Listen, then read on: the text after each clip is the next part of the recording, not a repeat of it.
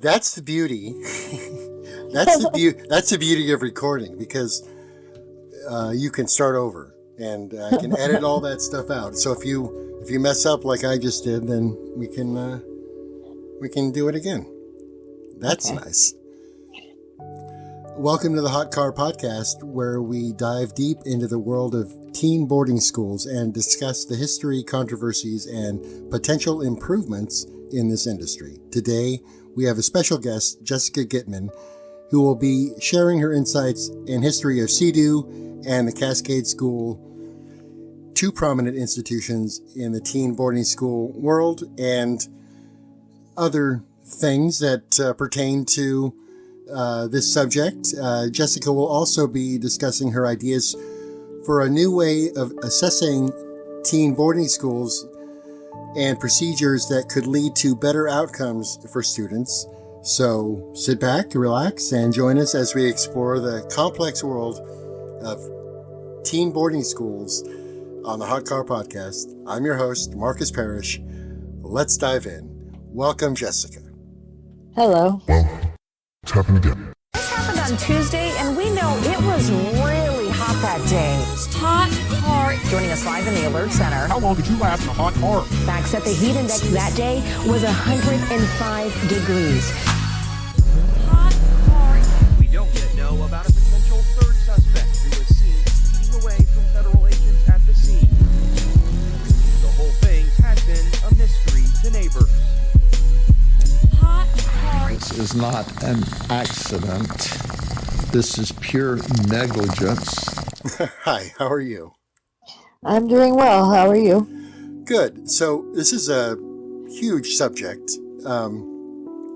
So I think what we wanted to do initially is kind of give some background, history, maybe some of the connections that take place within the industry. I'm going to kind of leave it up to you to kind of go through some of this historical context before we start talking about maybe ways to improve things, or, ideally start over and shut it down. But we know that we're not quite there yet with public sentiment and misconceptions and that kind of thing. And, the whole political organization that really kind of refuses to do a whole lot about it. So that's kind of what we're talking about today. So I guess if you want to kind of take it away and give us some, historical background. Okay, so first I would like to explain just briefly the history of TTI, Troubled Teen Industry, just in case anyone doesn't know the history, so things make sense. So the history started, there are timelines, and the earliest one I found started in 1912. But really, these kind of schools and institutions have been around since 700. Wow. Yeah. So every year, teens are ripped out of their beds by strangers and threatened by caregivers to go to institutions to be treated for various mental disorders, addiction issues, and perceived behavioral problems. So there are certain places such as mental institutions, boot camps, wilderness therapy programs, therapeutic boarding schools, residential treatment centers, faith-based academies, congregate care facilities, behavior modification schools, and that's basically it. So these programs market themselves to therapists, to parents, educational consultants, insurance providers, state and medical agencies, as providers of therapeutic treatment for troubled teens that are misbehaving. Most do not use evidence-based method treatments they're not approved by the American Psychological Association. They're basically called quote unquote crazy therapies, that have no proof or evidence. And instead of delivering private or, they give maltreatment, including verbal, physical, sexual abuse, forced hard labor, isolation, chemical sedation, attack therapy, food and sleep deprivation, aversion therapy, to promote and fix these kids that a lot of them are just displaying normal teenage behavior. Now, every year, 350 plus kids die in these facilities, whether it's because of being beaten so badly, whether it's because of hypothermia, heat exhaustion, whatever it may be. And at all times, there are between 120 and 200,000 children in these treatment centers. And then 23 billion a year is spent, and there are over 5,000 congregate care facilities. So a lot of foster youth, juvenile justice systems, school systems, including IEPs, which are individualized education programs for kids who are misbehaving or may not have good grades, migrant youth adoptions, abuse, sexual assault, people who are going through family divorces and problems such as that. And they are exacerbated by being placed in these facilities. Right. So they all go to the same, basically wherever, just for some clarification, wherever these kids are from, they all kind of tend to go to the same or similar places, regardless of whatever their situation is. That's another thing Exactly. to keep in mind, because these programs, they often advertise themselves as kind of everything to everyone. So you can send your kid for whatever reason, for no reason, or for some very serious condition that a child may be going through. But they're all kind of, depending on the location and the cost and all of that stuff, they all kind of go into one bucket. Yes. Yeah. Okay. Or, the bucket would be, like I said before, the wilderness programs, the faith-based programs, basically, therapeutic behavior modification programs. To my knowledge, and I've done a lot of research on this topic in general, I've never found one location that doesn't abuse kids in some fashion. Yes. It may not be sexual abuse, it may not be physical abuse, it may not be psychological abuse. But generally, let me rephrase that. The psychological abuse is rampant, kind of present always, but the other stuff necessarily isn't always involved. Like the school that I went to, there wasn't a lot of physical or sexual abuse. There was by 5 different counselors, but it wasn't like when you watch the program, the Academy at Ivy Ridge, where they would do 4-point restraints and isolation rooms. But there was so much mental abuse and brainwashing and cult behavior that, So and also remember, the brain does not develop until age 25. So these kids are very, very delicate. Their brains are extremely delicate, because what you do to a brain before it's fully developed, unfortunately, you can't really undo. It stays forever.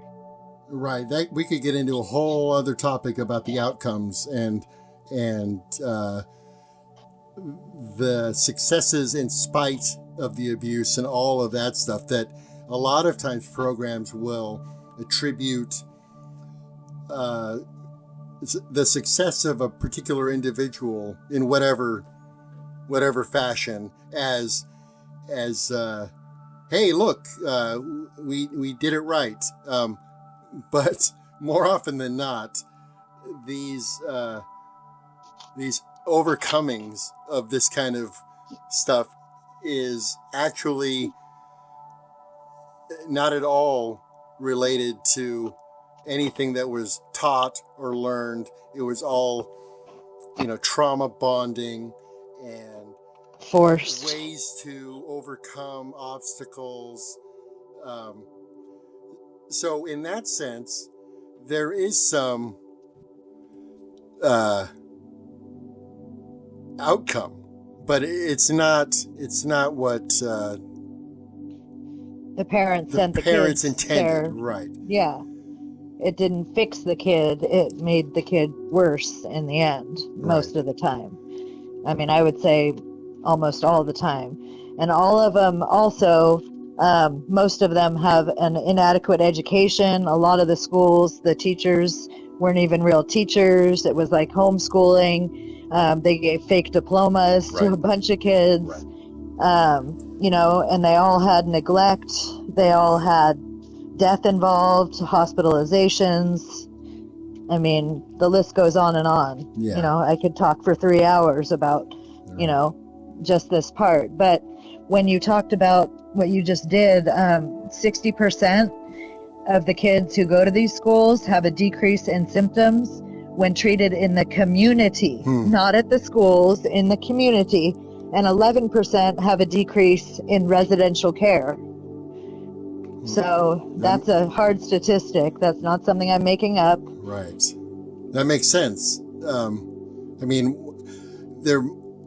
I know from my own experience, once I left the high control environment, a cult-like environment in Scientology as a teen, I felt both an immense sense of freedom from getting out of that place, and also a real sense of loss. I was involved for 2 years, and from like 19 to 21, and it's different, but the sense of walking into a whole new environment, like a world that you don't know, was very real. And it was a lot of conflicting emotions. I even went back for one day, like to kind of get some of it out of my system, like a real closure. I know that some of that has been therapeutic for the documentarians that through Ivy Ridge, and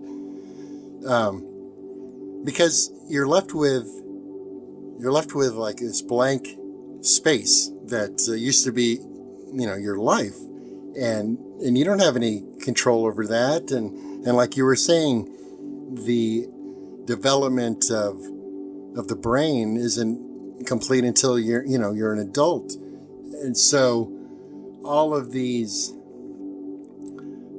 missed opportunities and indoctrinations and strange rituals, it does something, and it's not good, and people should really be paying more attention to where they might be sending their kids to. Well, when I went to the Cascade School, I was in 8th grade. I got out the summer before 11th grade, and I was supposed to just go back to high school and be normal. I mean, for 26 months, I didn't hear the news. I remember hearing about O.J. Simpson, and he hadn't even killed anyone yet, and the whole trial was over by the time I got back. The way that they separate you, not just physically, like most of the places are remote and in the middle of nowhere, but like, for example, we could talk to our parents for 10 minutes every 2 weeks, and it was on speakerphone with a counselor. So if you started talking about, the weird things that were going on or asking about the news, the counselor would immediately hang up the phone. So it was like, breaking code silence, like you have tape over your lips. You can't talk, you can't share, and then they just throw you back into the community and expect you to be normal. I mean, I became a drug addict for 30 years Right. when I got out of treatment because I tried to tell my friends about my inner child and the workshops because I really did drink the Kool-Aid Sure. the second year. You kind of have And to. You kind of they were have to. like, you're crazy, you know, like do drugs, have sex, be normal, Right. you know? Right. And I did. So, And I forgot it for 20 years. But that coupled with that kind of abuse and weird indoctrination, and then released back into the wild, you don't even know what's normal. Like, you know, you don't know what the rules are anymore regarding the real world. So it's incredibly damaging just for that alone. Like you take some kid away from their peers, from their real peers, not a group of troubled teens, like who are all being forced to comply. That's not a real environment. That's a fake environment. That's a controlled environment. So when you're given your freedom, you're bound to agree that sex and drugs and rock and roll and having a great time is absolutely the way to go. Whereas the teens left in the real world, more or less to some degree, maybe to a large degree, understand the real rules. But you didn't. And people don't, you know, so they are bound to go overboard because this is my life, and I'm going to experience everything that I missed. Like, I thought it was normal. They had things called smush piles at Cascade, and I know they did at CEDU, and CEDU was the first boarding school for kids, so all of them were like this. And a smush pile was like a counselor would lay down, and then you would lay in between their legs, literally, and put your head on their stomach, and then someone would put their head on your stomach in between your legs, and it was like, it looked like Jonestown, like after they drank the Kool-Aid. Right. It was like Wow. 20 to 50 people basically laying on top of each other. And I remember when I had the tour, I was like, I'm not gay, and there's nothing wrong with being gay, but Right. I was like, I'm not gay, I don't belong here. Like, what are these people doing? And when I got out, you know, I would try to like hug people and pet their hair and stuff, and they were like, what the fuck are you doing? Like, get your hands off me. And I'm like, but that's how you show love. That's normal. And they're like, no, there's nothing normal about, you know, there's nothing normal about a male who is 40 years old with, you know, 15-year-olds laying on his crotch. Right. Or ladies and girls. Either way. I mean, it's just like... It's just weird. It's super weird. And then you go out and exhibit some of these behaviors, and people look at you like you're crazy, because They in a shun sense you. you are. Like, because you've been taught all of these weird techniques and psychological tricks, and you know, just so strange. And then you try to explain this stuff to people, or you know, tell them what your experiences were, and they just like refuse to have anything to do with it because it's so strange. And it wasn't just taught, it was forced. It was like, if you don't follow these rules, then you can't look at anyone, you can't talk to anyone, you can't have your phone calls with your parents, you can't write letters, you can't do anything. So, you know, it was, you had to do, you know, these strange behaviors, you know, and eventually, I mean, the first year I ran away 3 times and, you know, refused to listen. And I learned that if I played the game, I could get out of there quicker. I could have privileges. I wasn't in trouble, you know? And so after doing the behaviors so much, I started believing it. That's another dilemma too. And it's not, it's a damn shame, because it's not the fault of the kid, you know, who's leveled up. Right. And now is responsible for enforcing the rules And on the teaching the other younger kids, kids, or throwing them under the bus if they don't do things perfectly. with staff standing back and letting things run. Yep, that's how they made so much money. I mean, they had us chopping wood and washing all the dishes, and it was like forced manual labor for no money when they were charging our parents $7,500 a month. Right. The school that was shut down in 2015, Diamond Ranch Academy, is trying to make a comeback. And same location, change the name of the road. Because it used to be Diamond Ranch Academy Road or something. It's in Hurricane, Utah. And they reconfigured and changed the name of the school, and they're trying to come back. And that place, back when I looked at it back in 2015, I guess, right before they shut down, they were charging $140,000 a year. Yeah, that's about what. Yeah. Actually, mine was like $200,000 for 2 years. Incredible.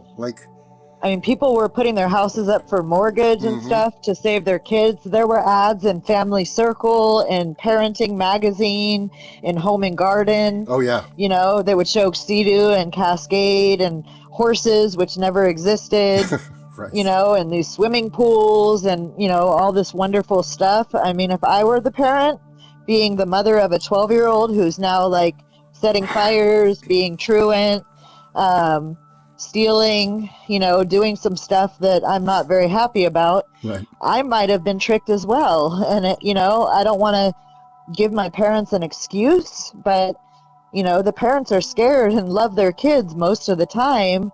And, the way they promote these schools is ingenious. Right. They really play on the what's called the sunken cost fallacy, where, look, this school is expensive, and therefore it's going to be high quality. Must be good. Right. And then you start paying, and your kid's there, and you talk to them once a month or whatever the case is, and they're telling you good stuff because they have to. Exactly. So at that point, you're like, well, it's expensive, but things seem to be going well from all I understand. So we're going to keep doing it, because at a certain point, you've spent so much money that you can't really go back. You can't, because if you go back and say, I'm pulling the kid and this is not right, or you could ruin everything because they've already halfway fixed your kid. They got to fix them all the way, Right. And then all that money was wasted and all of this stuff, which is exactly what they want you to think. They organize these presentations and also the seminars to really reinforce this idea that you're doing the right thing. I've seen the handbooks that they give to the parents from CEDU and from Cascade, and it's like, when you talk to your kid, they're going to tell you things that, sound crazy, and it's just, because they want you to take them home because they miss you, the school's really wonderful, and just all these lies and guidelines. And then they give a handbook to the students, and it's like, don't tell your parents anything, lie about this and this and this. And right. It's just, but I wanted to say something before we go on that you reminded me of. When you said that school changed names, which a lot of, one school closes and 10 more open up under different names. Right. You reminded me that, so Synanon, and I can get more into this in a little while, but sure. Synanon started the first boarding school ever, which was CEDU, and the head of Synanon his name is Chuck Diedrich, and CEDU stood for Chuck E. Diedrich University. I didn't know that. Yeah. Yeah, I always heard CEDU, and I'm like, what is that? So then they later said, it's see what you want to change and do something about it, but that's not the way it's spelled. It's spelled CEDU in all capitals. Uh-huh. So it was for the guy, him and a guy named Mel Wasserman started CEDU, and every single school is based on that. Well, the guy who started Cascade, I don't want to say his name because I don't want to get in trouble. Sure. See? But let's say his name was Mr. Allwell. Okay. So that sounds too good to be true, right? I mean, Mr. Allwell is that the sounds headmaster. it sounds like a great name. So it turns out that he and seven or eight other people were students at CEDU, then became staff at CEDU, and then opened up Cascade. Oh. And they changed two of the people that I know for sure of the original 8, changed their last names. Now, I'm not sure if he changed his last name because, Allwell or whatever is close to that, his real last name or his fake last name. I see the name now. I'm not going to say it, but I see it now, and I see what you mean. Yes, I do. It's very similar to what I'm saying. Very similar. What a name. So, I asked a few months ago in the Cascade alumni group, like, does anyone know if that's his real name? And I found out that his last name is like this very crazy German Jewish last name. Ah. And another guy, his name, let's say, was Lou von Edelstein or something. Okay. So, just a very obvious name.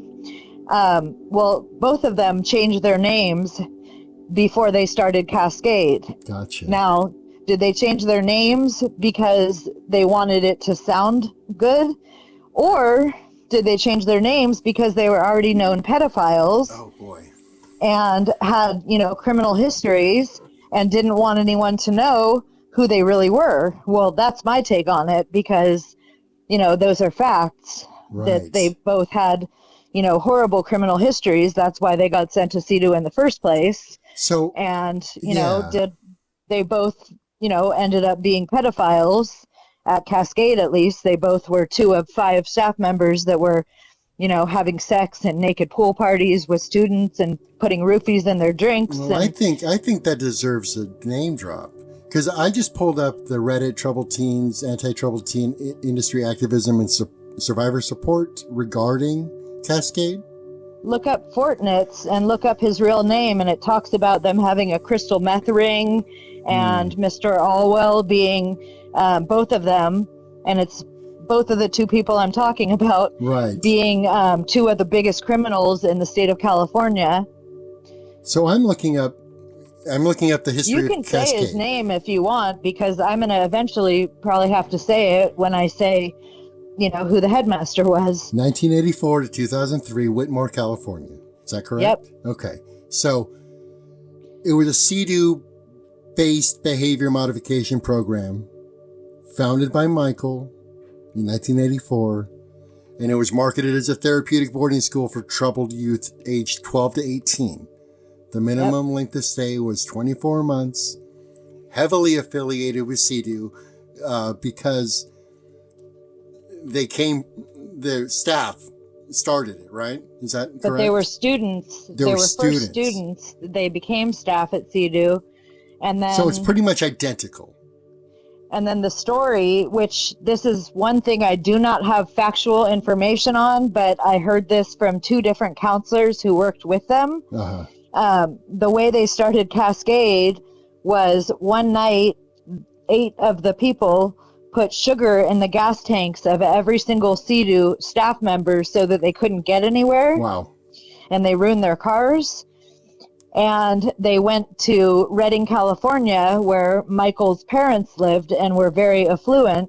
And they borrowed $2.5 million, and they bought the Cascade property in Whitmore, California, which is like on the border of Oregon and California, and it's beautiful. I'm pretty close. I'm in Southern Oregon. I'm near Roseburg, so it's only. So you know where I'm talking about. It's only a few hundred miles, but.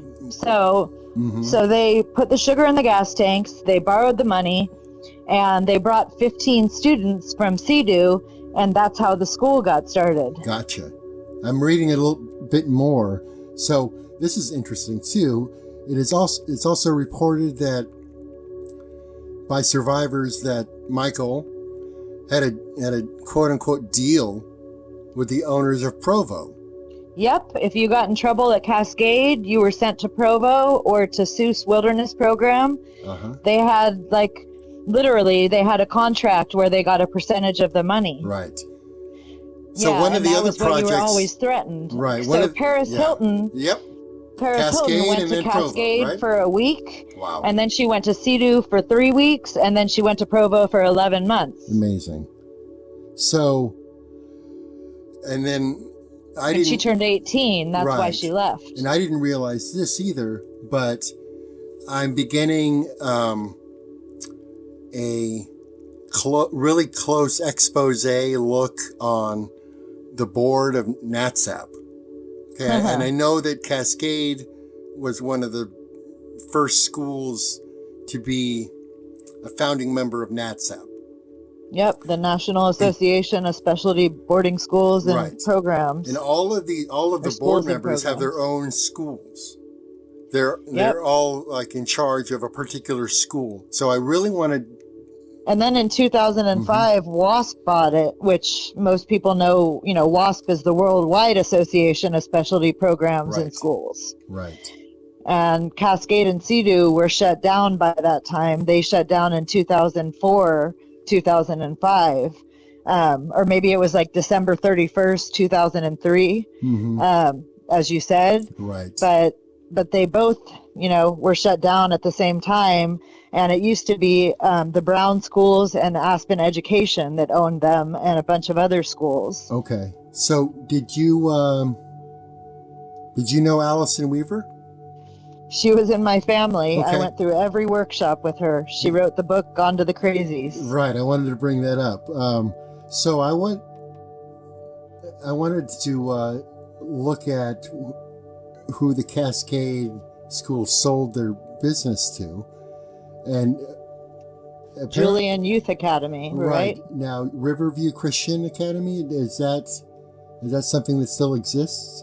So one of the two was right after, and one of the two is still there. Okay. I don't remember which one is first. I think Riverview is the one that's still there on the property. And I heard they're very nice. They let people come and tour if you call ahead, that they'll let you walk around and stuff. But our files were destroyed within a year of it closing because they immediately sold it to Julian Youth Academy, which was shut down because a staff member did not know they were pregnant, supposedly, and had a baby. And 2 days after they had the baby, they threw it in the incinerator. Okay. And killed it, obviously. My goodness. Yeah, these are some really healthy folks, huh? Well, it's just insane. That could be any way of benefiting a kid. I'm looking at the website for Riverview Christian Academy. I can't tell if it's actually open and running, but the quote... There is somewhere open and running, for sure, one of the two. The quote says, the little subheading is, training children up the way they should go. That's terrible. You don't train... You don't use the word kids, should either. You teach kids. Psychology. You don't train them. You train a dog. No, they're not dogs. Right. Exactly. That's so... Oh, man, and you don't shit on people. People say, don't shit on me, meaning don't shit on me, basically. But it's true. You don't tell people they should do something or they should not, because that causes shame. Right. Man. So it doesn't look like they're active. Riverview Christian Academy. The last post they made was in August 2023. That's not long ago. It's not long. Due to the generosity of our dedicated donors, we're happy to announce that registration and book fees will be waived for all students this year. But that's a different subject. But so the point being, there are always offshoots, and there are always staff or people who are inclined to start programs of their own. They're everywhere. I mean, and they're private and they're hidden, and unlike some of these bigger ones, they're all over the place. In private homes, especially considering the foster system and those kinds of private facilities that are just, perhaps down the street from your house? So in 2002, when Cascade was about to close but was still open, a guy named Grant, who was a student at Cascade, and then I think he became a staff member, and his parents are educational consultants, started a school called Carlbrook in Virginia. And Carlbrook was open from 2002 to 2015. And it says because of lawsuits and malpractice that it was closed. But the story that I heard, which I know is true, and I don't know if this is why it closed, but the guy was an alcoholic. And it was like a house. It was like a gated house. It only had like 80 people, and Cascade had like 150. So he was living in an RV on the property because it was 200 acres. Wow. And he had a bunch of kids over drinking and got so drunk that a few of the kids got pulled by their parents because they told their parents what happened somehow. And within a month, the school was shut down. And it says it was shut down for 2015 closure attributed to declining enrollment, grant, and alcohol, and 100 plus people graduated as alumni. So all of the schools associated directly with CEDU have been shut down. Now, every single school started from CEDU. Yeah. So every single school, has the Synanon game, which is called, raps or forums, where you yell at people and get across the room and humiliate them and degrade them, like attack therapy. And, they all have these things called workshops or profits where you go and like pound pillows and yell at the floor and just get torn down to shreds. For instance, there was one called the Sisters and Brothers, and they would have us get in our swimming suits in front of staff members of the opposite sex. And we had a red pen and a construction board paper and a black pen, and we had to draw a picture of ourselves. And then in red of every single flaw, like every wart, every hair, every pimple, everything. And we had to stare in the mirror at ourselves in swimming suits for multiple hours and just stare at our flaws. And then we had to walk around the room and show the board to every single other female or male. They were separated, thank God, but the staff members weren't. And I would walk up to, my best friend and be like, nope, you missed that hair. Nope, you missed that. This part of you is ugly also. And we would have to do it to every single person. And there were like at least 15 people for a certain amount of time. Right. This reminds me of a technique where in Scientology where you have two chairs sitting face to face, and you give commands like pick up that book, and you just keep repeating, pick up that book until they do. And if they don't do it, you flunk them. And over and over and over again. Like, and like there's a series of like 20 different like staring contest type things where you just enforce your will and humiliate them if they don't do what you say. In one of our workshops, we had to walk up to everyone and be like, you deserve to get molested, and you liked it, and you want to get molested again. And if we wouldn't say it, they would keep us and not let us eat, not let us sleep for days until you did it, and you had to do it because your friends were hungry and wanted to go to sleep. Right. Right. I'm looking at the I want to live profit with the negative sculptures. That's insane. Yep. That's insane. Why? Yeah. Why all would of them why were would like anyone? that. Right. Why would anyone purposefully do that? Like The first workshop was called The Truth, and they started with a blackboard, and the first word they wrote was masturbation. And they would write everything from peeing in the shower And every week we would have to write lists of everything we did wrong and admit it. But during this workshop, we had to admit everything we had ever done in our life that was quote unquote wrong. And in front of 30 people of both sexes that we had been there with for a while. These are the disclosure circles. Yeah, that's Right. another word for it. And it was horrible. And then they gave us characters. And some people were like Brainy Smurf or Pinocchio. I was Olive Oil, and I had to dress up like Olive Oil. And I had to go around the room to every single person and walk up to them and go, Popeye, Popeye, save me or I'm going to kill myself. And then act like I was slitting my wrists. Wow. So basically I had to mock myself. And then they say they built you back up. Well, I don't remember that part.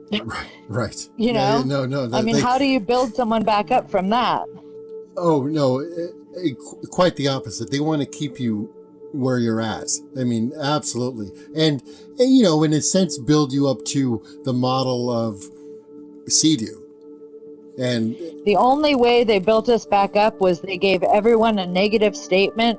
Like some people's were, I am disgusting, I am unlovable. Mine was, I will never be good enough. And at the end, in the last workshop, they gave you a positive statement where you chose 2 words. And mine was, I am a trusting and generous woman, or I am a passionate and generous woman. And, you know, that's the only thing I remember that was positive. And for the past 31 years since I went there, I have truly believed that I will never be good enough. If I'm not getting A's in a class, I drop it. And I take it again until I get an A. And I believed that about myself until maybe 3 or 4 months ago. wow. And then I realized I was going to do what Cascade did to me, to myself. And every time the thought would come into my head, I would switch it and I would say, no, you know, I'm a trusting and generous woman. Right. I'm a trusting and generous woman. I'm a passionate woman, you know, over and over and over. And now my brain is starting to automatically think that rather than think the negative. So I guess they taught me something, and that is how to brainwash. Right. So I was looking at some of the. Now I'm not afraid to mention founders and notable staff. So the person we're talking about is Michael Allgood, and Correct. And he was acquitted of a bunch of horrible crimes. This is why he changed his name. Right.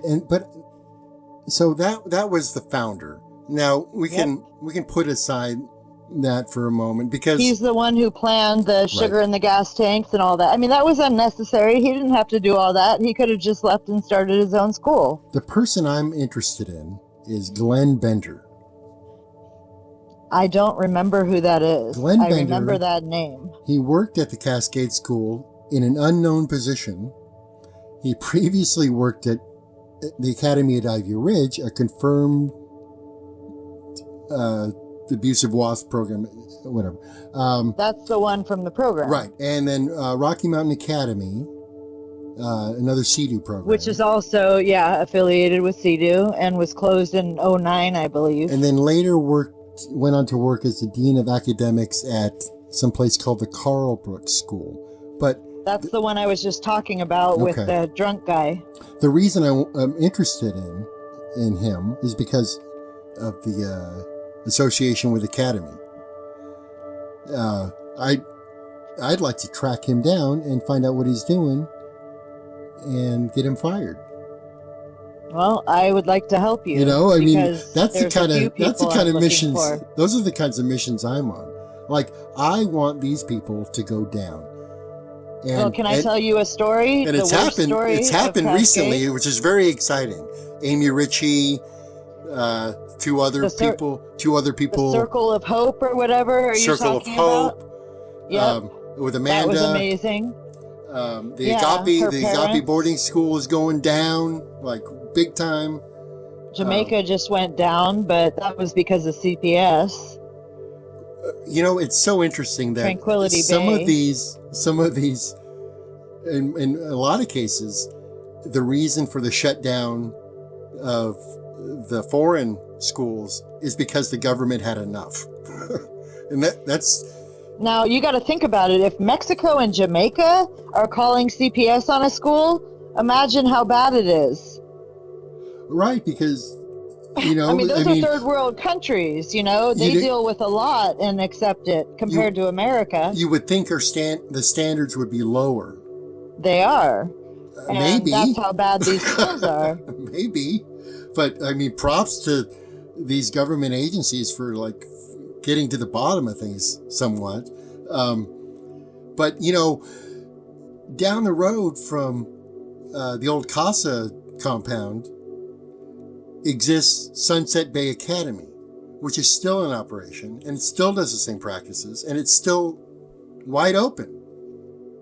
Yeah, I don't know how these schools are still open, knowing what people know. I don't get it, you know, except that they get shut down and they change the name and they open 10 more schools.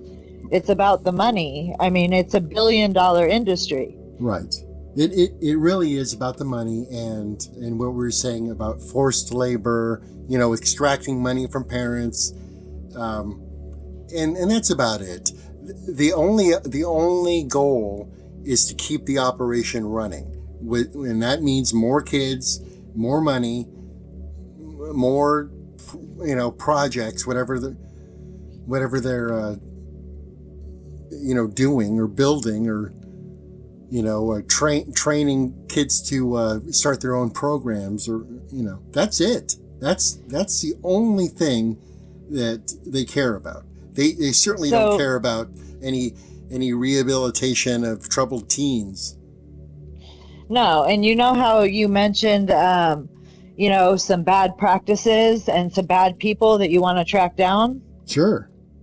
So let me tell you the story of just one of the 5 pedophiles, because you already know who 2 of them are because of, you know, you already mentioned one, and the other one, let's just say his name is Eric. You didn't mention it. But, yeah, I just said all well. That's right. You know, because it's all good. It's all good with Mr. Allwell, right? Sure it is. But go ahead. So there was a guy who worked there when I was there. I think he started in 92. I was there in 93 through 95. And I could tell he was gay. He had a dog, and him and his dog hated women, and he was a counselor. I mean, it was so obvious. The dog would bark at women. He was so mean to females. So in Allison Weaver's book, she talks about this as well. So what happened was he first molested a guy named, let's say his name was Andrew. And I'm not sure on the details because it was in 91 before I got there. Right. All I know is that he committed suicide within a year of leaving Cascade.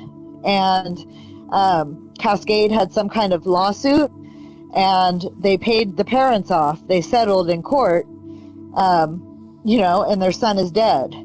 So the same counselor, when I was there, had an interest in a guy named John, because John is now married with kids and doing very well. So I'm definitely not saying the correct first name on that one. Sure. But John, the story goes as follows, was wrestling with him and got physically excited because, you know, he was a teenage boy, and teenage boys get physically excited over anything. Right. You know, they can't control themselves. Sure. And so this counselor, you know, thought that was his way in. So he started giving him alcohol and having him over because his house was attached to the dorm the kid lived in, and he was his counselor. So this is after the guy committed suicide and paid him off. They still didn't send the counselor away. They let the counselor stay there and work. So the kid gets excited. He starts giving him alcohol. He starts sneaking him into his place for over a year, 3 to 4 nights a week. You know, I'm not sure what kind of sex they had, but they definitely slept in the same bed and, you know, had a relationship. Right. Well, the guy finally told someone, and it was actually Allison who he told what was going on, and she immediately went to a counselor with him and told the counselor what was happening. Well, within 2 hours, they put us all in forums, which are raps or the game. Right. So they put us all in a room and had, you know, a special forum, And at the end of it, they said, do not ever mention the name. I think I said his name was John. Mm-hmm. John Smith again. Sure. He no longer works here. Uh-huh. And they wouldn't tell us what happened or why. Well, it turns out that the kid, I don't know what they told the kid's parents, but they made a deal that he would get free tuition for the next year and a half and gave him a monetary settlement. Wow. And the kid stayed and graduated with me. And what they did with the counselor, they packed up his U-Haul and they had him leave. They didn't call the police, Right. and they didn't want to call the police. That was why they made the settlement. So obviously they didn't tell the parents exactly what happened, or the parents would not have let their kid stay there. Right. You know, because he came from a very nice family and he was a very nice kid, very attractive, and he was only 14 or 13 or 14. Wow.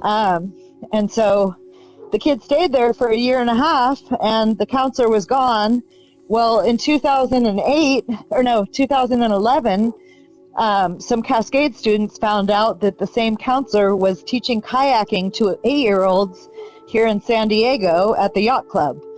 And I even have a video of him teaching them with his dog. And they called and said, this guy's a pedophile. So the San Diego Yacht Club fired him. But guess what? He's still on the fucking streets. Right. Because they didn't call the police because, you know, he hadn't done anything that they could prove. Right. So they just fired him. So I've been looking for him, and it says he was last seen in San Mateo. Huh. You know, who knows if he's changed his name, who knows what. But Right. so one kid killed himself. One kid, you know, got his life basically ruined, you know, and then who knows what happened. You know, there are 4 or 5 other males that were there when I was there who say that they had relationships with him as well. Wow. And, you know, these 8-year-old kids, I'm sure he was doing something too, you know, because he liked little boys. So yeah, I would like to find him out of everyone in the whole world. And, you know, people, I've been raped before. Right. All kinds of stuff has happened to me. And I want that man more than anyone on the earth. So if something happens to him, I did not do it. Right. Right. My friends did. I did No. find Glenn Bender. He retired from Carlbrook in 2012. Carlbrook closed in 2015, and then he died in 2023.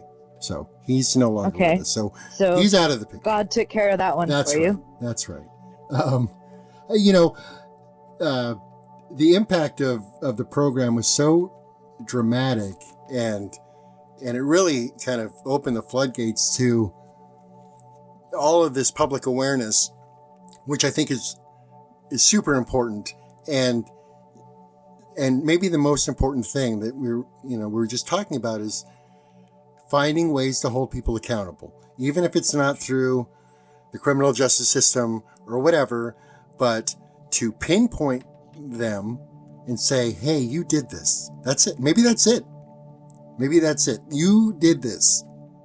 And now, you know, I love the analogy of they thought they were, what was it? They thought they were burying us, but they were planting seeds. Yeah. You know, well, you know, these people are 30 to 50 years old now.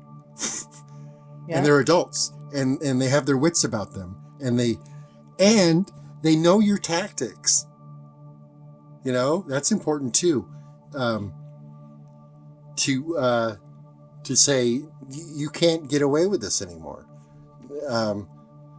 One of the last things I wanted to talk about was you discussing some ways of mitigating the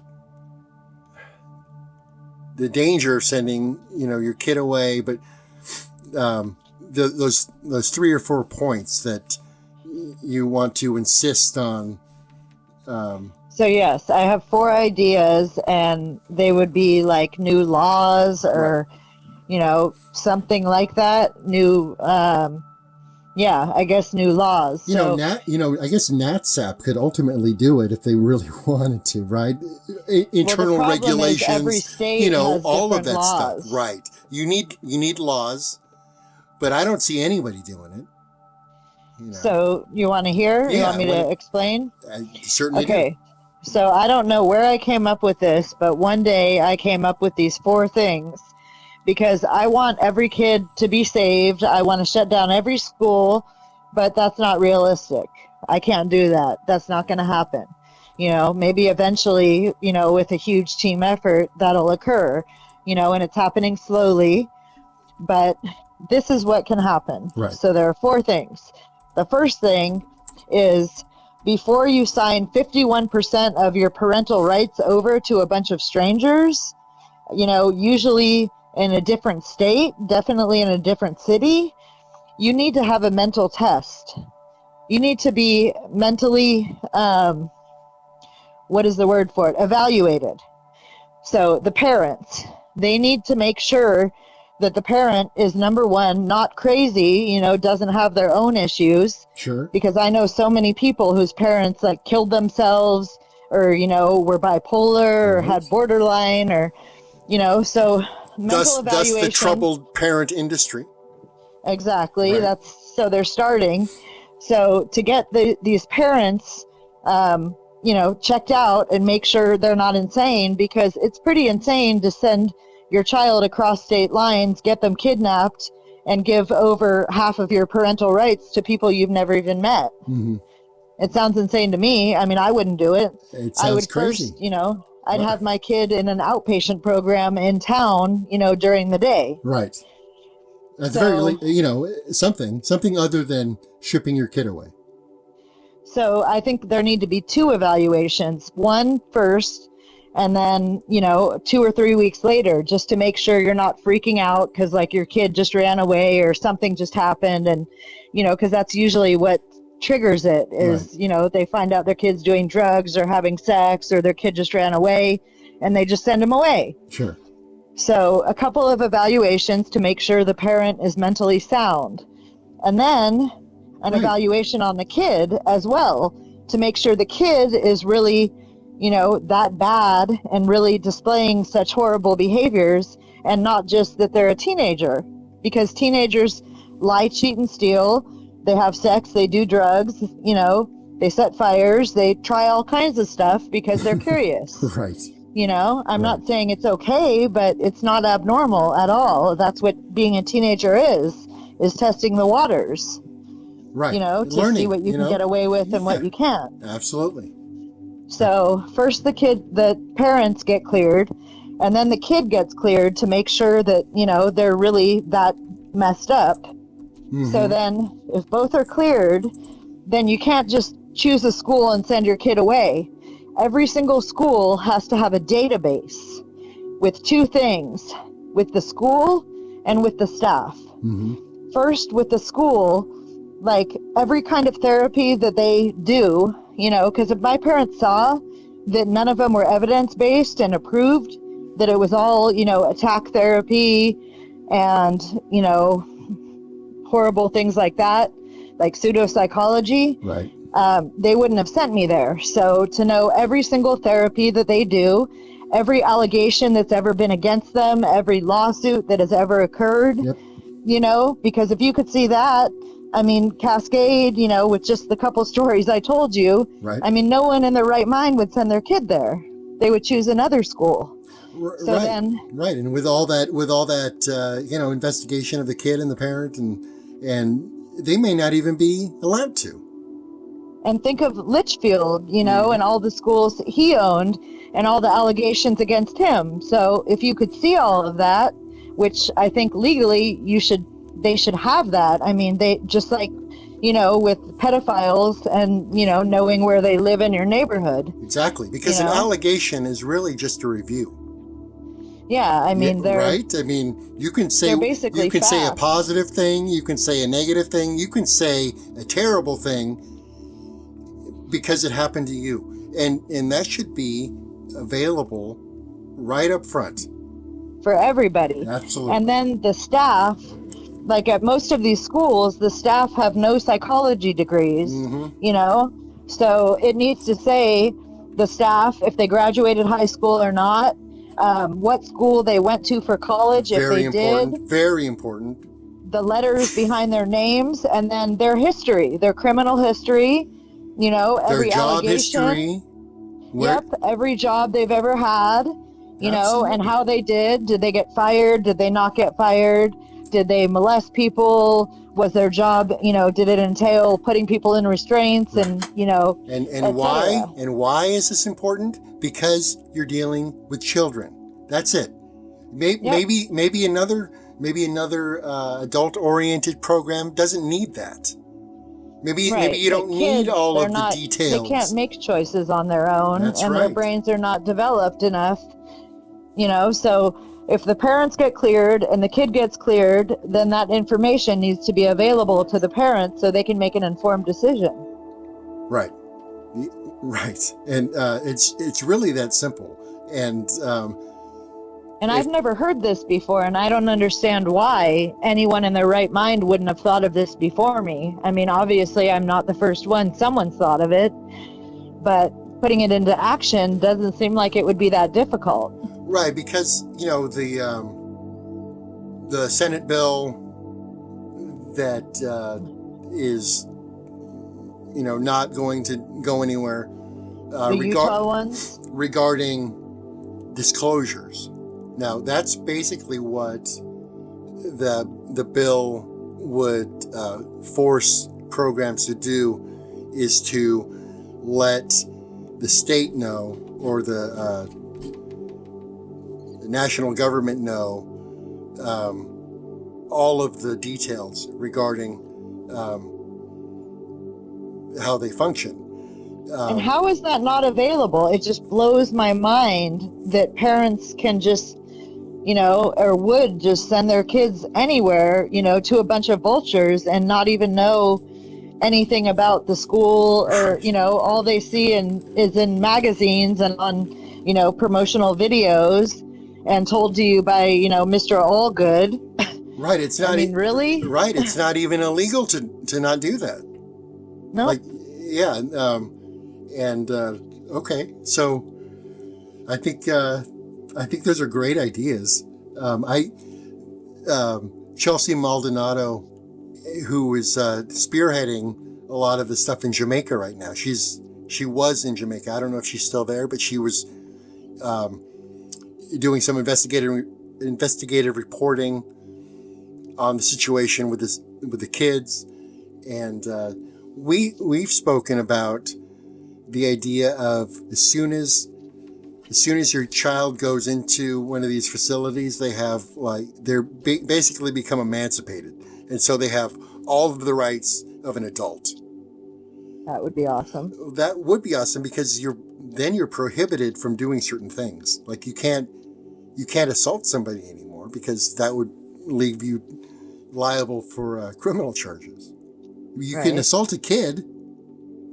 You can assault a kid all day long, and as long as the explanation is that you needed them to conform for their own safety, or whatever the wording is, then it's perfectly fine.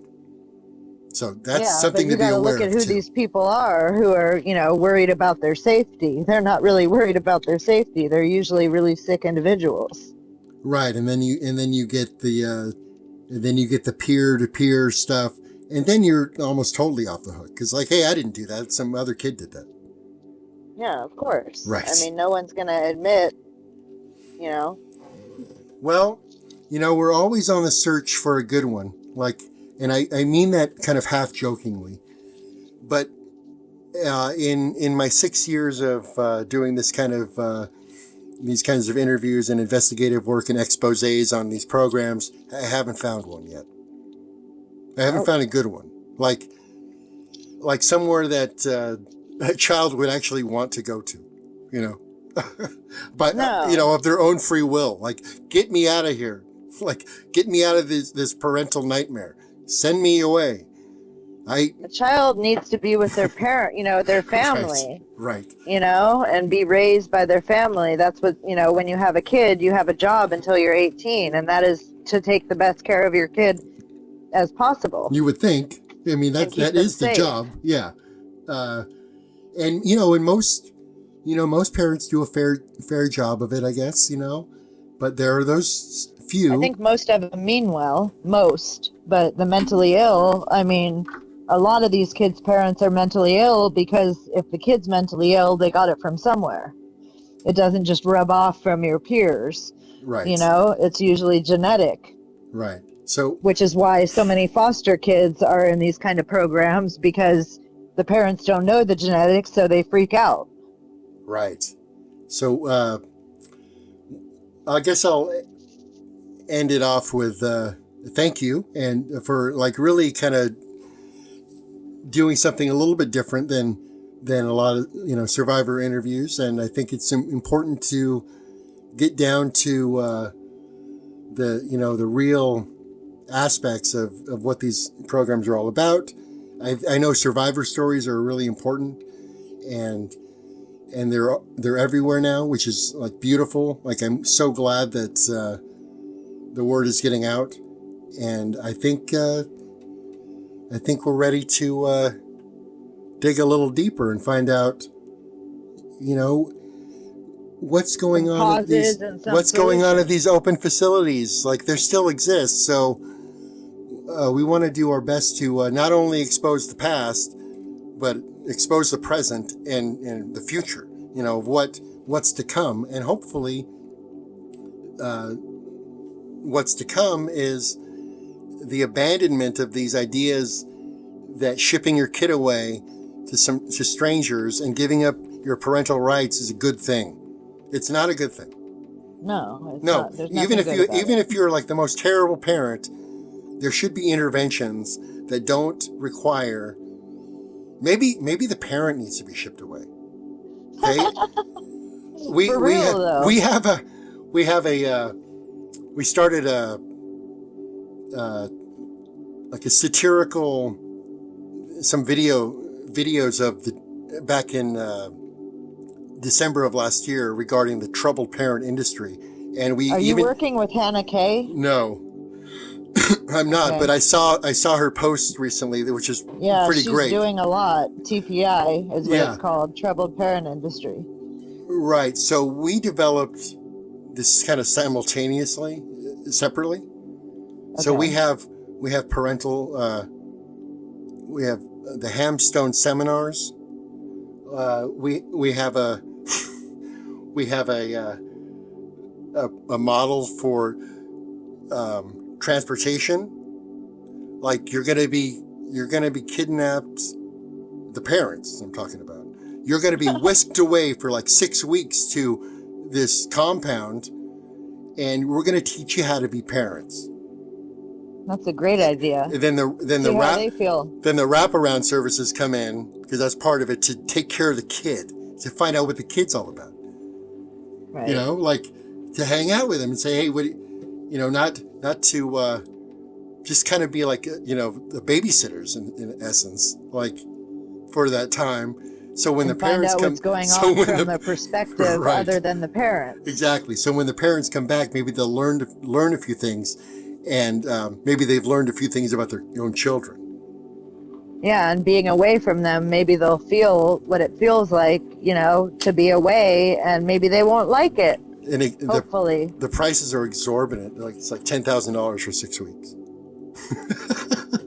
Doesn't matter. They're paying way more than that. That's right. That's about how much they're paying a month for these schools. Yeah, so I fully endorse our ideas about the TPI. Hannah K too. Big shout out to her. She's done so much. She's awesome.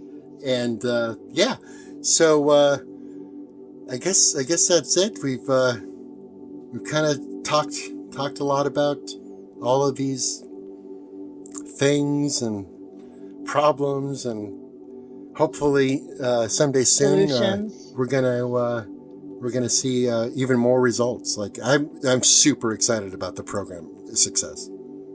Me too. Yeah. All right. Well, thanks so much, Jessica. And this was very enlightening. And we will talk again soon. Okay. Thank you. Thank you. Well, it's happened again. This happened on Tuesday, and we know it was really hot that day. Hot, joining us live in the Alert Center. How long did you last in a hot car? Facts that the heat index that day was 105 degrees. Hot car. We don't yet know about a potential third suspect who was seen speeding away from federal agents at the scene. The whole thing had been a mystery to neighbors. Hot car. This is not an accident.